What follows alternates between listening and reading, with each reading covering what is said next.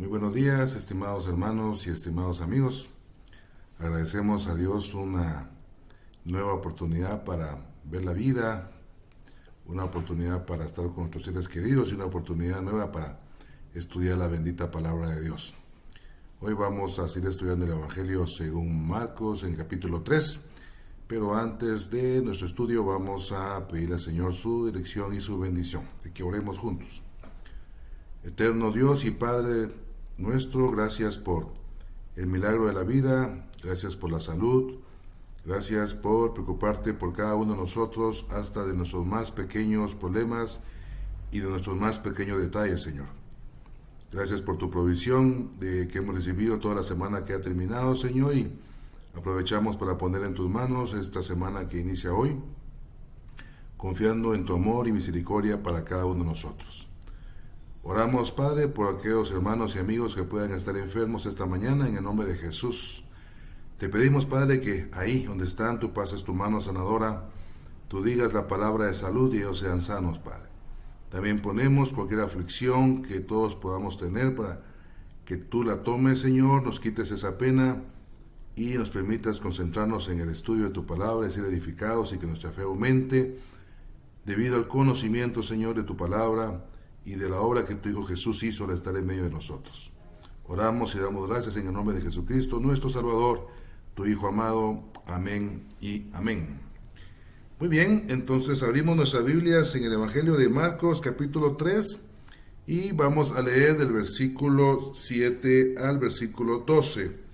Marcos, capítulo 3, versículos 7 al 12, vamos a ver un pasaje que muchas Biblias que tienen título titulan como La multitud a la orilla del mar.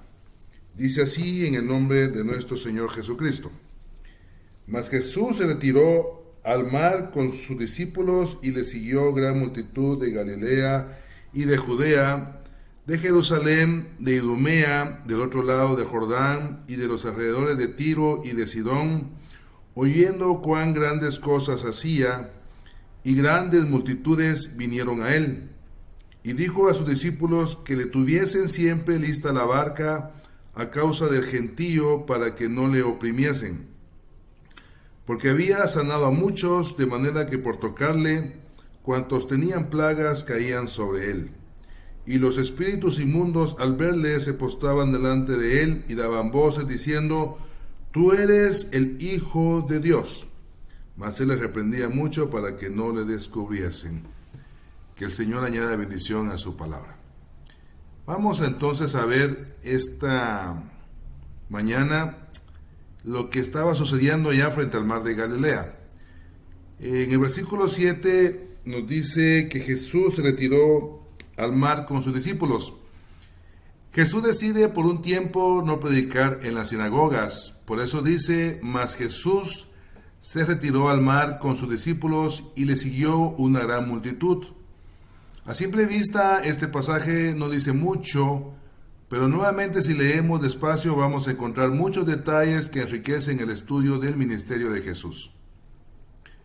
Dice que a Jesús le siguió una gran multitud y luego menciona los lugares. Estos lugares hablan mucho de lo que está sucediendo en el ministerio de Jesús. Menciona que le siguieron de Galilea, de Judea, de Jerusalén, de Idumea, del otro lado del Jordán y de los alrededores de Tiro y de Sidón. Y continúa diciendo, oyendo cuán grandes cosas hacía, grandes multitudes vinieron a él. La palabra de Dios siempre tiene mucho que enseñarnos. El domingo pasado vimos cómo Jesús sanó a un hombre con la mano seca en la sinagoga. Sí, Jesús hacía grandes cosas, hacía milagros increíbles. Pero lo sorprendente es que estas maravillas enojaban a los religiosos, enojaban a los fariseos, enojaban a los estudiosos de la palabra de Dios. ¡Qué contradicción! Pero mientras los religiosos se molestaban hasta el punto de querer matar a Jesús, la gente que no conocía de religión miraba grandes milagros y la gente estaba siguiendo a Jesús en grandes multitudes. Es increíble, cuesta entenderlo, pero no solo en los tiempos de Jesús, sino aún en nuestros tiempos actuales, cómo a veces nuestra perspectiva religiosa nos impide ver a Jesús obrando grandes maravillas, y nuestro prejuicio religioso nos ofusca y nos hace como ciegos y no nos permite ver a Dios obrando en medio de nosotros. Veamos los lugares que aquí menciona Marcos, de donde la gente seguía a Jesús. Dice de Galilea. La palabra Galilea viene del hebreo rollo. Galilea está ubicada en el norte hasta el límite con el Líbano, en la región verde y montañosa de Israel. Las cadenas que forman estos montes los hacen similares a un rollo de Torá, por eso le llaman Galilea. Galilea es toda la parte norte de Israel y es la parte que tiene algunas regiones verdes. Aquí está diciendo Marcos que a Jesús le está siguiendo toda la gente del norte de Israel. Luego menciona Judea. Judea, al contrario, se ubica en el sur de Galilea, y en Judea se ubica la capital, que es Jerusalén. Aquí Marcos está diciendo que a Jesús lo está siguiendo toda la gente del norte de Galilea. Jerusalén. Jerusalén es la capital de Israel, y ha sido por mucho tiempo la capital tradicional del pueblo de Israel. Está diciendo Marcos que de la ciudad capital de Jerusalén la gente también está saliendo y llega hasta el mar de Galilea para poder escuchar a Jesús, para poder recibir un milagro de Jesús, para que Jesús los ayude con su aflicción. Idumea.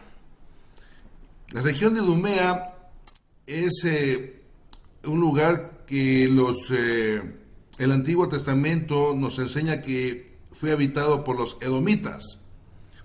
Todos sabemos que cuando Israel iba escapando de Israel, cuando el Señor por medio de Moisés sacó a Israel de Egipto y lo introdujo a Canaán, pasaron por la región de los edomitas.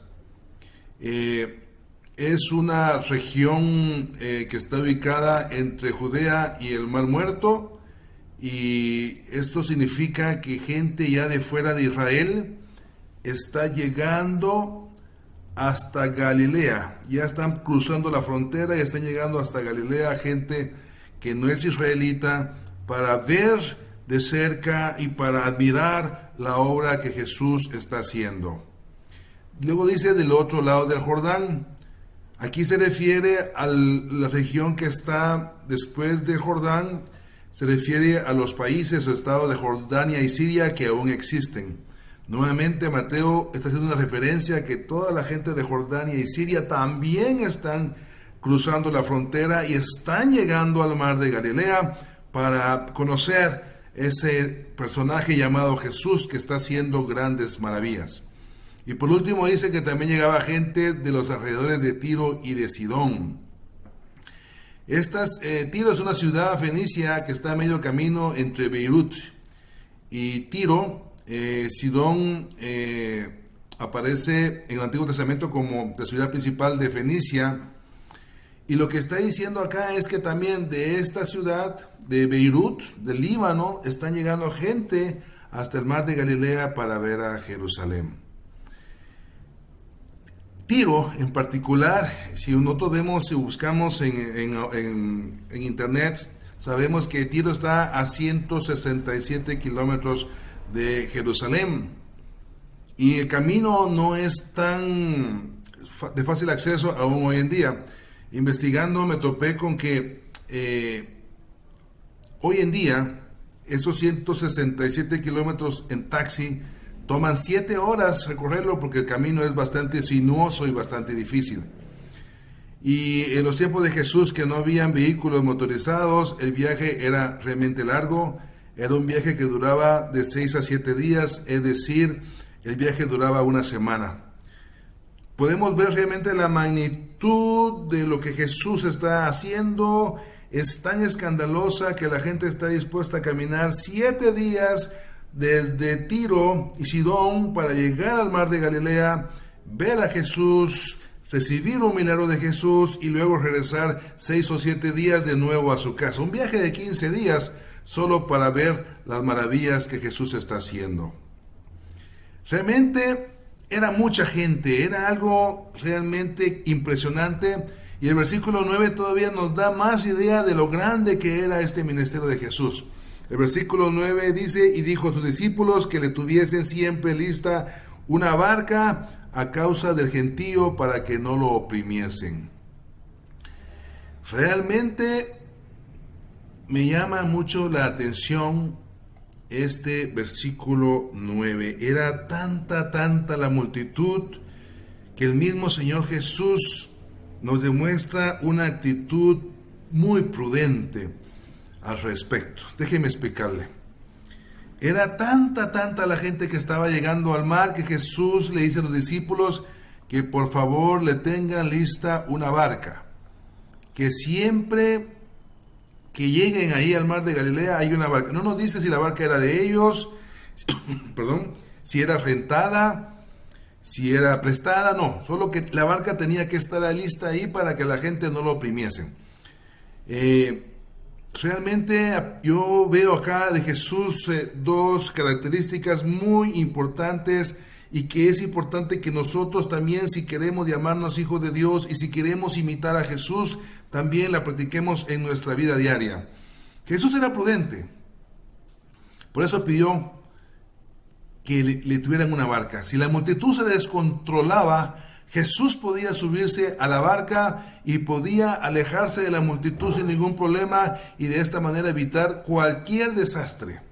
Cualquier persona que ha estado metida en una multitud sabe que la multitud puede alocarse y puede perderse el control y pueden causar grandes tragedias. Todos hemos sabido de grandes tragedias ocasionadas porque la multitud, cuando se descontrola, es peligrosa. Y Jesús muy prudentemente le dice a sus discípulos: ténganme una barca, porque aquí puede pasar algo que se descontrole y nos vamos en la barca y esto queda bajo control.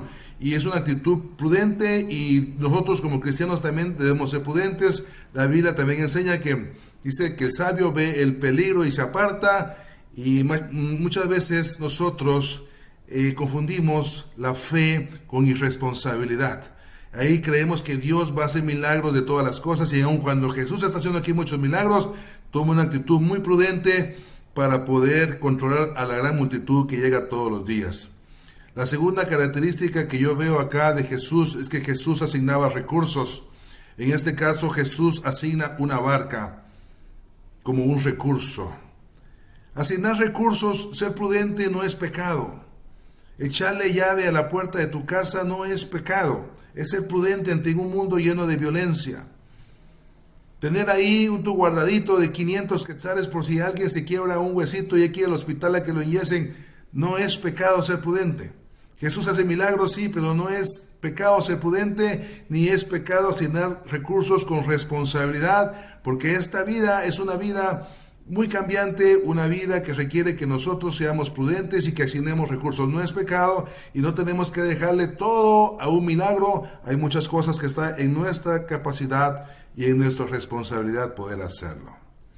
El versículo 10 nos demuestra por qué esta barca era muy importante. Dice que Jesús había sanado a muchos, de manera que por tocarle, cuantos tenían plagas caían sobre él. Y aquí había que aclarar dos puntos. Primero, Jesús había sanado a muchos de muchas enfermedades, así como hemos visto leprosos, ciegos, paralíticos, manos secas, ser sanas. Muchas otras enfermedades Dios, por medio de su Hijo Jesús, las estaba sanando. Pero dice que mucha gente que tenía plagas caían sobre él. Era muy común en los tiempos de Jesús que cualquier persona que tenía comportamientos desordenados en su pensamiento o en su conducta, lo asociaban a que estaban de alguna manera afectados por una plaga o por un espíritu malo. Entonces, dice aquí que cuantos tenían plagas caían sobre Jesús para tocarle. Y Jesús en alguna medida lo dejaba, pero cuando era mucho, pues tenía su barca lista para poder salir en caso de que se hubiera un problema. Pero quiero explicar esto más detalladamente. En los tiempos de Jesús, cuando una persona tenía comportamientos indebidos y no había una razón para ese comportamiento indebido, pues decían, este tiene un espíritu malo que lo posee o una plaga que lo está afectando. Y entonces, en el tiempo de Jesús estaba la práctica, no solo en Israel, sino en todo el mundo, de que si la persona tenía así muchas conductas o muchos pensamientos que atormentaran su cabeza, le ponían una especie de anestesia y con un barreno le hacían un agujerito en la cabeza, en el cráneo, con la esperanza de que por ese agujerito saliera la plaga, se fuera el mal espíritu que estaba atormentando a esta persona. Entonces, toda esta gente que ahora ve que Jesús sana a enfermos, que Jesús echa fuera demonios, que Jesús cura, entonces quieren llegar con Jesús y saben que con tocarle ellos pueden ser libres. Y yo hoy veo una tendencia aún dentro de la misma iglesia en la que ya no creen en los espíritus malos. Ahora a todo le ponemos un nombre.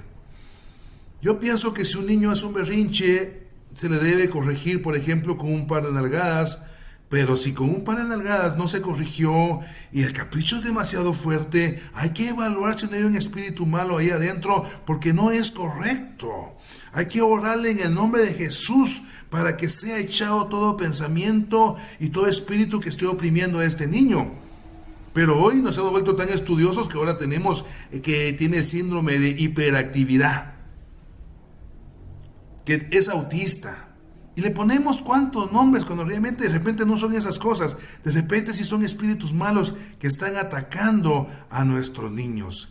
Cuando yo estudié, casi todos ganábamos en la escuela pública y ya habían autistas y ya habían hiperactivos. Y no era problema, simplemente los educaban a que se portaran bien y se portaban bien. Hoy le ponemos nombre a todo. Hoy, en los tiempos de Jesús, si alguien tenía un comportamiento sexual indebido, andaba hombre con hombre, mujer con mujer, eso no era normal. Hay un espíritu malo que está afectando su cabeza. No tenemos que llamarle lesbianismo, homosexualismo, bisexualismo, transexualismo, un montón de nombres que lo que hacen es esconder a esos espíritus malos que están metidos en las personas. Lo que tenemos que hacer, si tenemos problemas nosotros de orientación sexual o lo que sea, ir con Jesús para que nos libere. Y no andar poniéndole tantos nombres. Jesús tiene ese poder y la gente llegaba 7 días a pie a Galilea para que Jesús lo liberara. Y ser realmente libre de esas esclavitudes. No estoy juzgando a nadie, solo estoy tratando de ayudar, que no es normal esos comportamientos. Jesús vino a liberarnos.